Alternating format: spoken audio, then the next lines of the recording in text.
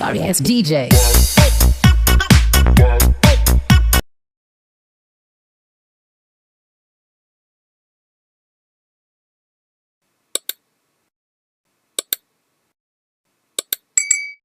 Hi friends, ఈరోజు recipe ఏంటో తెలుసా?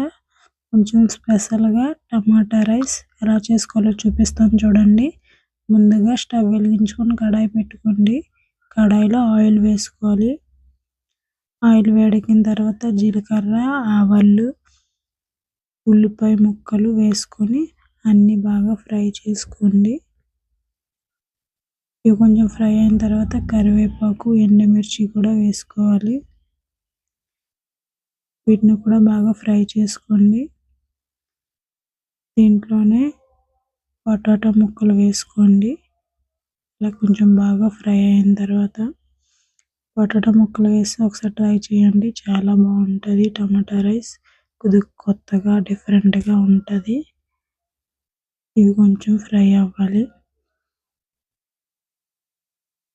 మూత పెట్టుకుని ఫ్రై చేసుకోవాలి. ఈ విధంగా మొత్తం ఫ్రై అయ్యాయి చూడండి. ఇలా ఫ్రై అయిన తర్వాత దీంట్లోనే కొంచెం పసుపు,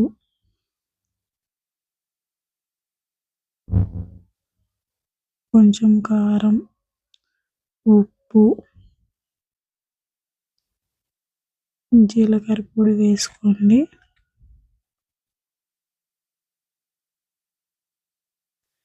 ఇవన్నీ వేసుకొని బాగా కలుపుకోవాలి. ఇవి కొద్దిగా ఫ్రై అవ్వాలి. మనం వేసిన మసాలాలన్నీ వాటికి పట్టాలి. అన్నీ బాగా ఫ్రై చేసుకోండి. దీంట్లోనే టమాటా ముక్కలు కూడా వేసుకోవాలి. టమాటా రైస్ కాబట్టి కొంచెం టమాటాలు ఎక్కువే పడతాయి. ఈ విధంగా బాగా ఫ్రై చేసుకోండి. దీని మీద మూత పెట్టుకొని టమాటాలు మగ్గనివ్వాలి. చూసారా, ఈ విధంగా బాగా మగ్గాయి. ఇలా మగ్గిన తర్వాత ముందుగా ఉడికించుకొని పెట్టుకున్న రైస్ని దీంట్లో వేసుకోండి. వేసుకుని అంతా బాగా ఒకసారి కలుపుకోవాలి.